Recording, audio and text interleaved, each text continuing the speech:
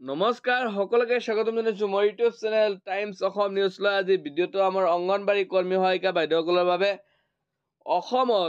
অসমত দেখা গ'ল প্ৰায়বিলাক ডিষ্ট্ৰিক্টতে অংগনবাড়ী কৰ্মী সহায়িকাই তীব্ৰ প্ৰতিবাদী কাৰ্যসূচী অনুষ্ঠিত কৰিছে লখিমপুৰৰ নিউজ লখিমপুৰ জিলাত শতাধিক অংগনবাড়ী কৰ্মী আৰু সহায়িকা তেওঁলোকৰ বিভিন্ন দাবীৰ সমৰ্থনত ব্যাপক প্ৰতিবাদ সাব্যস্ত কৰে সভানেত্ৰী এঞ্জিলিকা গগৈ আৰু সম্পাদিকা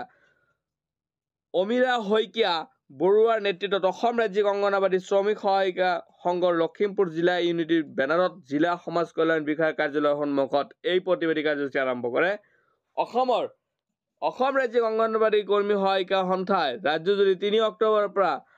আলোড়নৰ আশ্ৰয় লৈছে তেওঁলোকৰ সংখ্যাৰ সমস্যা সমাধানৰ দাবী অৰ্থাৎ তেওঁলোকৰ মাননী বৃদ্ধিৰ দাবী অংগনবাড়ী কৰ্মী সহায়িকাৰ পাৰিতোষিক 10,000 টকা দিয়া হ'ব বুলি কোৱা হৈছিল প্ৰতিশ্ৰুতি দিছিল অসম চৰকাৰে কিন্তু এই প্ৰতিশ্ৰুতি অসম চৰকাৰে পূৰণ কৰা নাই প্ৰতিবাদী কাৰ্যসূচী মঞ্চত সংগঠনটোৱে লখিমপুৰ জিলা সমাজ কল্যাণ বিষয়াৰ জৰিয়তে সমাজ কল্যাণ মন্ত্ৰীলৈ এখন স্মাৰক পত্ৰ দাখিল কৰে বাৰে সমাজ কল্যাণ মন্ত্ৰীলৈ স্মাৰক পত্ৰ প্ৰেৰণ কৰি আছে অংগনবাড়ী কৰ্মী সহায়িকাই কেৱল লখিমপুৰে নহয় ৰাজ্যৰ বিভিন্ন জিলাতে এইবাৰ ধৰ্ণা কাৰ্যসূচী অনুষ্ঠিত কৰা হৈছিল আগতে যেহেতু ব্লক ৱাইজ ধৰ্ণা কাৰ্যসূচী আছিল এইবাৰ ৰাজ্যৰ প্ৰায়বিলাক জিলাতে ধৰ্ণা কাৰ্যসূচী অনুষ্ঠিত হৈছে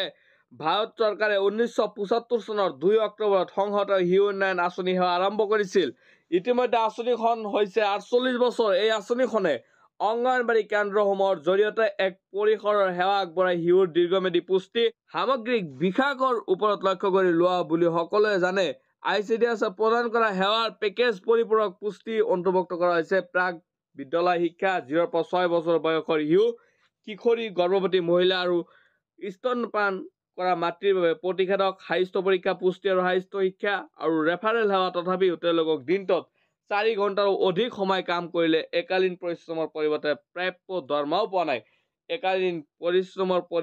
প্ৰাপ্য দৰমহাও পোৱা নাই অংগনবাড়ী কৰ্মী সহায়িকাই কিয়নো আপোনালোকে জানে যে অংগনবাড়ী কৰ্মী সহায়িকাই দিনে ৰাতিয়ে কষ্ট কৰি থাকে শিশুৰ কিশোৰী গৰ্ভৱতী মহিলাক লৈ স্তনপান কৰা মাতৃৰ ঘৰত যায় স্বাস্থ্য পৰীক্ষা কৰে পুষ্টি আৰু বিভিন্ন ৰেফাৰেল সেৱা আগবঢ়ায় অংগনবাড়ী কৰ্মী সহায়িকাই কিন্তু অংগনবাড়ীৰ দুখ অসম চৰকাৰে গম পোৱা নাই বা প্ৰাপ্য মজুৰি দিয়া নাই এনে পৰিস্থিতিত অংগনবাড়ী কৰ্মী সহায়িকা সন্দৰ্ভত বহু ক্ষতিগ্ৰস্ত হৈছে তেওঁলোকৰ মৌলিক ক্ৰয়ৰ প্ৰয়োজন একেখন স্মাৰক পত্ৰৰ জৰিয়তে সংগঠনটোৱে চৰকাৰক অংগনবাড়ীৰ পাৰিতোষিক 12,000 আৰু সহায়িকাৰ পাৰিতোষিক 10,000 বৃদ্ধি কৰিবলৈ দাবী জনায় যাতে 20 অক্টোবৰৰ ভিতৰত অৱসৰপ্ৰাপ্ত অংগনবাড়ী শ্ৰমিক সহায়িকাসকলক গ্ৰেচুইটি মুকলি কৰি দিয়ে অংগনবাড়ী শ্ৰমিকসকলৰ পদোন্নতিৰ আৰু ক্ষেত্ৰত বয়সৰ সীমা প্ৰত্যাহাৰ কৰা কৰ্মৰত অংগনবাড়ী শ্ৰমিকসকলক মুখ্য সেৱিকা পদোন্নতি দিয়া সকলো অংগনবাড়ী কেন্দ্ৰৰ আন্তঃগাঁথনি উন্নয়ন কৰা আৰু অংগনবাড়ী শ্ৰমিক আৰু সহায়িকাসকলক অতিৰিক্ত কামৰ পৰা মুকলি কৰা স্মাৰক পত্ৰখন আৰু কোৱা হৈছে যে অংগনবাড়ী কৰ্মী সহায়িকাসকলে গোটেই অক্টোবৰ মাহটোত বিএলৰ কৰ্তব্য আৰু স্বাস্থ্য বিভাগৰ কৰ্তব্যৰ ওপৰত বিৰত থাকিব কোৱা হৈছে যে অংগনবাড়ী কৰ্মী সহায়িকা সকলো কামৰ পৰা বঞ্চিত থাকিব কিয়নো আপোনালোকে নিশ্চয় জানে অসমত অংগনবাড়ী কৰ্মী সহায়িকাই তীব্ৰ ধৰ্ণা কাৰ্যসূচী অনুষ্ঠিত কৰিছে ইয়াৰ মাজত মেইন কথাটো হৈছে অংগনবাড়ী কৰ্মী সহায়িকাই ধৰ্ণা কাৰ্যসূচী কৰাৰ মেইন টপিকটো হৈছে অংগনবাড়ীৰ কামৰ হেঁচা কামৰ পৰিমাণত অংগনবাড়ীক মাননি দিয়া নাই অসম চৰকাৰে সেইবাবে অংগনবাড়ী কৰ্মী সহায়িকাই 31 অক্টোবৰলৈকে ধৰ্ণা কাৰ্যসূচীৰ সময়সীমা বৃদ্ধি কৰিছে আৰু ইয়াৰ পিছতো যদি অসম চৰকাৰে অংগনবাড়ীৰ মাননি বৃদ্ধি নকৰে তেন্তে জংগী আন্দোলন কৰিবলৈ বাধ্য হ'ব বুলি আজি বহুতো নিউজ চেনেলত এনেকুৱাকৈ প্ৰকাশ পাইছে যে অংগনবাড়ীৰ দাবী যদি অসম চৰকাৰে এবাৰ মানি নলয়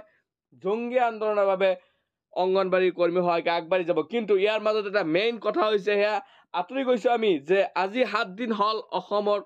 প্ৰায়বিলাক শিশু অংগনবাড়ীত যোৱা নাই আৰু কিছুমান যদি গৈছে ঘূৰি আহিছে এই অসমৰ শিশুসকলৰ অৱস্থা কি হ'ব এই বিষয়ে চৰকাৰে